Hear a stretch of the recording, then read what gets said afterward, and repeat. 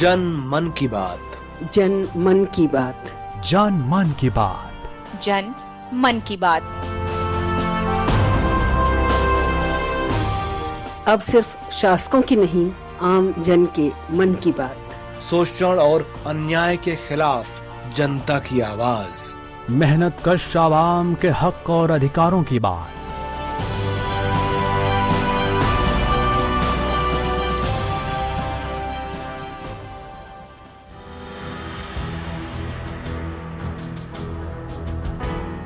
सहकार radio के श्रोताओं को शिल्पी और पवन का नमस्कार।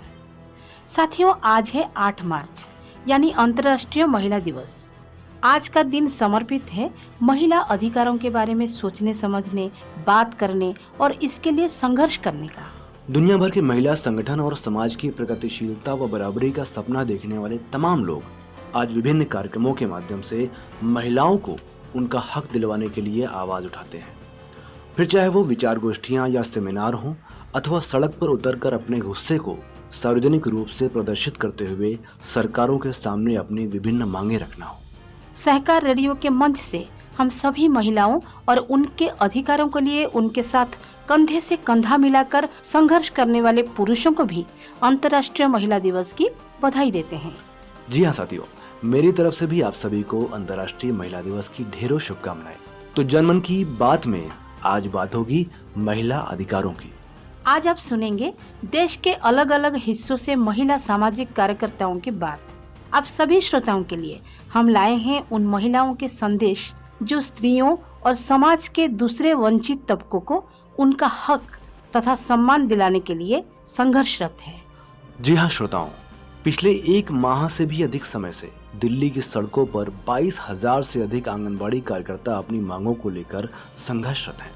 आज के दिन अगर महिलाओं के अधिकारों की लड़ाई देश में कहीं लड़ी जा रही है तो उसमें दिल्ली के आंगनबाड़ी कार्यकर्ताओं का संघर्ष सबसे ऊपर है। लेकिन अफसोस इस बात का है कि गोदी मीडिया के टीवी चैनलों और अखबारों में इतने बड़े आंदोलन को जगह नहीं मिल रही। आइए सुनते हैं इस आंदोलन का नेतृत्व कर रही Delhi state anganwadi workers and helpers union की अध्यक्षा साथी शिवानी कौल ने इस कार्यक्रम के माध्यम से आप सभी श्रोताओं के लिए क्या संदेश भेजा है। दोस्तों, मैं Delhi state anganwadi workers and helpers union से बात कर रही हूँ। ये ऑडियो मैसेज मेरा खास तौर पे सहकार रेडियो के तमाम श्रोताओं के नाम है। आप सभी को पता है कि पिछली 31 जनवरी से दिल्ली की आंगनवाड़ी कर्मियों की हड़ताल अपनी यूनियन के नेतृत्व में चल रही है और आज इंटरनेशनल विमेंस डे पर, अंतर्राष्ट्रीय स्त्री दिवस पर हम सभी बहनें दिल्ली की सड़कों पर यानी कि राजघाट पर उतरकर एक रैली का आयोजन कर रहे हैं अपने इसी संघर्ष के दिन को याद करते हुए। आज हम लोगों की एक बहुत बड़ी रैली है। सुबह 9 बजे राजघाट पर हम लोग दिल्ली सचिवालय जा रहे हैं। आज इंटरनेशनल विमेंस डे है, अंतर्राष्ट्रीय स्त्री दिवस है और ये दिन इतिहास में भी महिला कामगारों, महिला मजदूरों के संघर्षों से जुड़ा हुआ दिन है। इसलिए आज हम लोग अपनी रैली के जरिए अपने हक अधिकारों की आवाज को उठाने की बात एक बार फिर कर रहे हैं।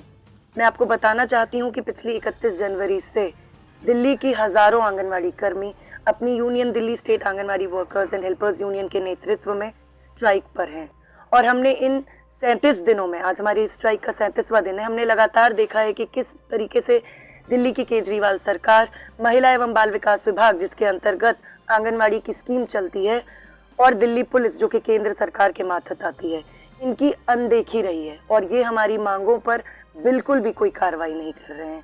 उल्टा दमन की कार्रवाई, फर्जी टर्मिनेशंस की कार्रवाई, हमारी बहनों को डराने धमकाने की कार्रवाई और ऐसी तमाम कार्रवाइयां हो रही हैं जो कि एक बार फिर दिखलाता है कि आज के वक्त में अगर स्त्री मजदूर अपनी आवाज़ों को उठाते हैं तो किस तरीके से पूरा सिस्टम एक हो जाता है।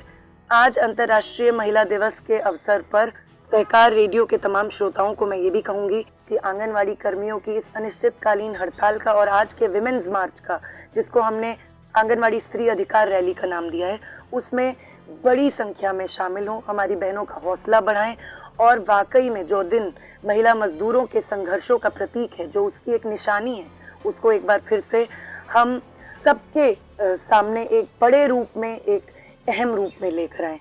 शुक्रिया साथियों। श्रोताओं, अब आइए सुनते हैं मानवाधिकार कार्यकर्ता कविता श्रीवास्तव जी आज के इस दिन को किस रूप में देख रही हैं, जो कि People's Union for Civil Liberties यानी PUCL की राष्ट्रीय सचिव हैं। सुनिए उन्होंने इस कार्यक्रम के माध्यम से आप सभी श्रोताओं के लिए क्या संदेश भेजा है। मैं कविता श्रीवास्तव हूँ, मैं महिला आंदोलन से हूँ और मानव अधिकार संगठन People's Union for Civil Liberties PUCL की राष्ट्रीय सचिव हूँ और राजस्थान की प्रदेश अध्यक्ष। सहकार रेडियो के श्रोताओं को मैं ये कहना चाहती हूँ कि इस बार का महिला दिवस एक तरीके से हिंदू राष्ट्र में मनाया जा रहा है और ठीक है, हम बहुत सारे लोगों को लगता है कि हमारी आजादियां सुरक्षित है, लेकिन इतनी बड़े तबके की महिलाओं की आजादियां खत्म हुई हैं। जैसे मैं सीधा सीधा बोलूंगी, जो हमारी अल्पसंख्यक बहनें हैं, अगर कुछ युवा लोग उनके जो जितनी भी आवाज उठाने वाली, अपनी एजेंसी रखने वाली महिलाओं को ऑनलाइन नीलामी कर दे, उनके शरीर के एक एक अंग को नीलाम कर दे, तो आप बताइए किस तरीके का हम महिला दिवस मना सकते हैं। नफरत की ये अति हो गई, जहां आपने बुल्ली बाई ऐप और सली ऐप के जरिए इस तरीके से मुसलमान अल्पसंख्यक महिलाओं को एक तरीके से तोड़ दिया। वो घाव कभी भरे भी जाएंगे और आपने तो क्लासरूम ही डिवाइड कर दिया। आपने क्लासरूम को हिजाब के नाम पे आपने हिंदू मुसलमान बना दिया, भगवा और हिजाब बना दिया। लड़कियां कैसे भी पढ़ने आए, लड़कियों को जगह मिलनी चाहिए, वो उनको पूरी अपॉर्चुनिटी मिलनी चाहिए, लेकिन जितना भी अपमानित किया जा रहा है आज की तारीख में औरतों को, हम देख रहे हैं वो सीधा सीधा निशाना बना के मुसलमान औरतें और युवतियों को। तो अब हमारे लिए महिला दिवस बहुत ही एक अफसोसजनक, एक बहुत ही क्या कहें, जिस पायदान पे हम खड़े हैं बहुत ही अफसोसजनक पायदान है। और दूसरा, मुझे लगता है जिस तरीके से कोविड ने खत्म किए जीवन यापन साधन, हमको नजर आएगा कि दलित आदिवासी औरतों में कुपोषण और खून की कमी तो बढ़ी है, ये हमारा सर्वे, भुखमरी का जीवन भरा है, लेकिन इसके साथ साथ उनके भविष्य नहीं कुछ समझ में आ रहा है। जातिगत हिंसा भी बहुत बड़ी है दलित महिलाओं में। राजस्थान में यहाँ पर देखें तो और परेशानी वाली बात है, संस्थागत यौन हिंसा बालिकाओं के साथ इतनी ज्यादा बढ़ रही है। तो हम लोग इस बार का जो महिला दिवस है वो नफरत के विरुद्ध इंसानियत के साथ, और अब जो युद्ध हमारे विश्व में हो रहा है, क्या हम चैन से बैठ सकते हैं अगर रूस यूक्रेन पर हमला कर दे और कहे कि ये देश को एग्जिस्ट करने को ही जरूरत नहीं है, ये तो रशिया का हिस्सा है।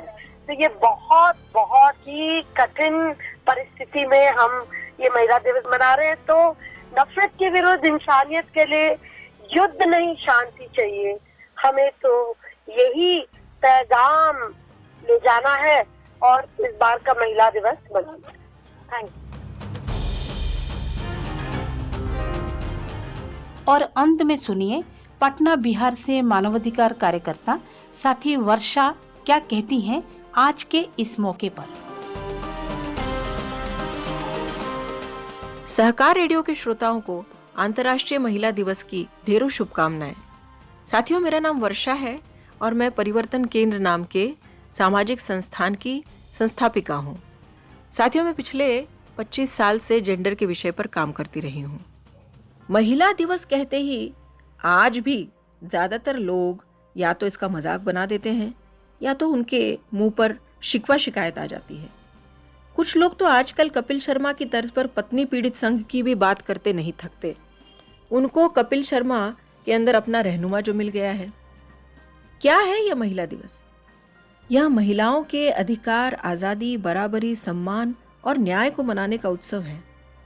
यह उन संवेदनशील पुरुषों का भी उत्सव है जो महिलाओं को अपने बराबर का मानते हैं, दोस्त मानते हैं, उनकी आजादी पर रोक नहीं लगाते, उल्टा उन्हें इंसान के तौर पर सम्मान, न्याय, बराबरी के साथ जीने की लड़ाई में उनके साथ होते हैं। दरअसल महिलाओं के अधिकार, आजादी, बराबरी, सम्मान और न्याय की लड़ाई किसी पुरुष वर्ग के विरोध की लड़ाई है ही नहीं, बल्कि पुरुष सत्तात्मक व्यवस्था, मानसिकता, कुपरंपराओं, आचार विचारों के विरोध की लड़ाई है। यह स्त्री और पुरुषों के सिर्फ इंसान के रूप में पहचान की लड़ाई है। इसे यूं समझे, महिला हो इसलिए तुम अपने मन का जीवन साथी नहीं चुन सकती, या फिर पुरुष हो इसलिए तुम दुख होने पर रो नहीं सकते। इस तरह के विचित्र पूर्वग्रह ग्रसित लाखों, हजारों आचार विचारों के विरुद्ध की यह लड़ाई है। इस तरह के विचित्र पूर्वग्रह ग्रसित विचार महिला और पुरुष दोनों के अंदर होते हैं, तो यह निश्चित ही पुरुषों के खिलाफ की लड़ाई नहीं है। महिलाओं की आजादी को समाज में फैले स्वैराचार की तरह न देखते हुए उनके इंसान के तौर पर पूरी तरह से जीने के हक अधिकार के तौर पर देखा जाना चाहिए। आज भी किसी 18 साल की चंचल पासवान को भोग का सामान बनाने की कोशिश नाकामयाब होने पर उसे सजा दिलाने के लिए उस पर एसिड हमला किया जाता है। आज भी किसी 8 साल की प्रियंका को उसके द्वारा पलट के जवाब देकर कहने पर कि हाँ मैं भी पढ़ लिख करके एसपी और कलेक्टर बन सकती हूँ, उसका सर गड़ासे से फोड़ दिया जाता है। उस समाज में महिलाओं को सशक्त बनाने की कवायद के साथ साथ पुरुषों को संवेदनशील, करुणावान बनाने की भी जरूरत है। महिला और पुरुषों के बीच दोस्ती की जरूरत है और इसके साथ साथ सामाजिक, आर्थिक, राजनैतिक स्तर पर सशक्त आंदोलन की भी जरूरत है।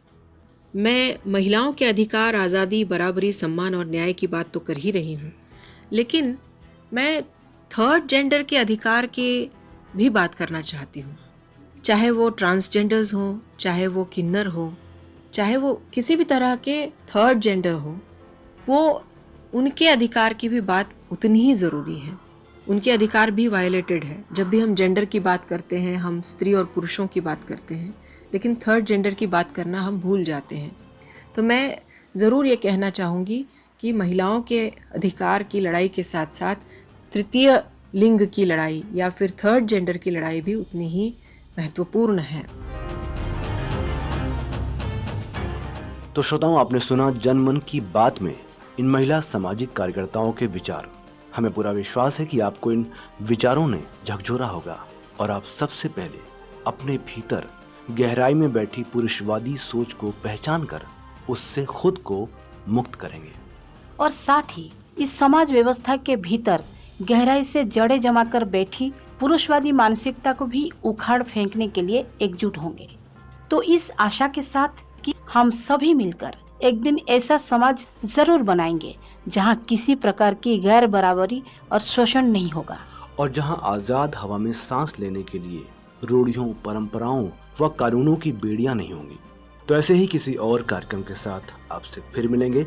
दीजिए इजाजत मुझे यानी पवन को और मुझे यानी शिल्पी को। नमस्कार।